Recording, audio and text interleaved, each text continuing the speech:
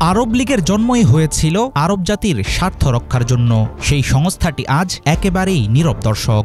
গাজায় বর্বর আগ্রাসন, অসহনীয় অবরোধ, মানবিক বিপর্যয় আর লেবানন সিরিয়ায় ইচ্ছামতো হামলা, সব মিলে ইসরায়েলের কারণে জ্বলছে গোটা অঞ্চল। অথচ একটিবারের জন্য কার্যকর কোনো পদক্ষেপ নিতে পারেনি আরব দেশগুলোর সম্মিলিত এই জোট। তেল আবিবের বিরুদ্ধে রাজনৈতিক চাপ, সামরিক কিংবা অর্থনৈতিক প্রতিরোধ তো দূরের কথা, শুধুমাত্র বৈঠকের পর বৈঠক আর বিবৃতি দিয়েই দায় সেরেছে সংগঠনটি। আরবদের এমন অর্থহীন অবস্থান সামনে আনছে পুরনো এক প্রশ্ন: ২২টি দেশের এত বড় সংগঠনটি আদৌ কোনো কাজে আসে কি? ২০২৩ সালের অক্টোবর থেকে গাজায় শুরু হওয়া ইসরায়েলি আগ্রাসন নিয়ে কয়েক দফা জরুরি বৈঠক করেছে আরব লীগ। গত ১৭ই মে ইরাকের বাগদাদে অনুষ্ঠিত সংস্থাটির সবশেষ বৈঠকে বিধ্বস্ত ফিলিস্তিনি ভূখণ্ড পুনর্গঠনের প্রতিশ্রুতি দেওয়া হয়েছে। একই সাথে গাজায় গণহত্যা বন্ধে ইসরায়েলের উপর চাপ প্রয়োগে আন্তর্জাতিক সম্প্রদায়ের প্রতি জানানো হয়েছে আহ্বান। অথচ স্পষ্ট করে ইসরায়েলের বিরুদ্ধে ব্যবস্থা গ্রহণের কথা বলেনি কোনো দেশ।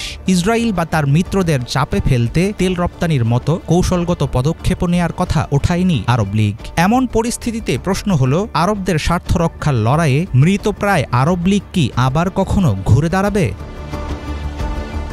১৯৪৫ সালে প্রতিষ্ঠিত আরব লীগের মূল উদ্দেশ্য ছিল আরব দেশগুলোর ঐক্য এবং পারস্পরিক স্বার্থ রক্ষা করা। সেই সাথে সদস্য দেশগুলোর সার্বভৌমত্ব রক্ষাও ছিল তাদের দায়িত্ব। কিন্তু প্রতিষ্ঠার পর থেকেই এটি হয়ে পড়ে একটি বিবৃতি নির্ভর সংস্থা। ফিলিস্তিন ইস্যুতে গত ৭ দশকে একটিবারও শক্ত অবস্থান নিতে পারেনি আরব লীগ। মিশর ইসরায়েলের মধ্যে ক্যাম্প ডেভিড চুক্তি, ইরাক যুদ্ধ, সিরিয়ার ধ্বংসযজ্ঞ, সব ক্ষেত্রেই সংগঠনটির ভূমিকা ছিল প্রায় না থাকার মতোই। গাজা সংকট প্রতিবারই আরব বিশ্বের নিষ্ক্রিয়তা এবং নেতৃত্বহীনতাকে নগ্নভাবে উন্মোচন করেছে। ইসরায়েলকে থামাতে কেন অক্ষমতা দেখিয়ে আসছে আরব লীগ? আরবদের জোট হয়েও আসলে কাদের স্বার্থ দেখছে এই সংগঠনটি?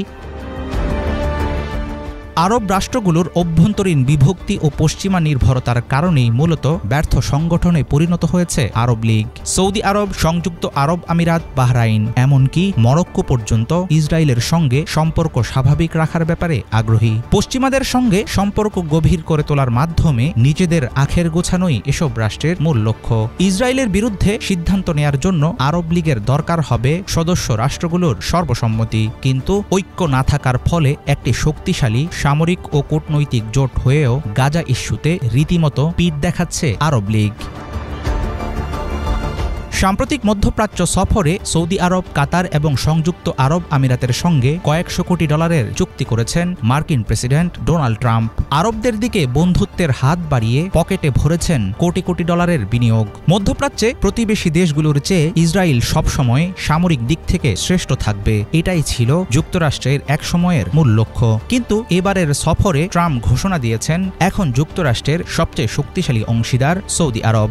এসব পদক্ষেপের মাধ্যমে আরবদের সাথে মার্কিন সখ্যতা বৃদ্ধি পেলেও তলানিতে ঠেকেছে আরব লীগের পুনর্জাগরণের সম্ভাবনা। হাফিজুল ইসলাম, বাংলা ভিশন।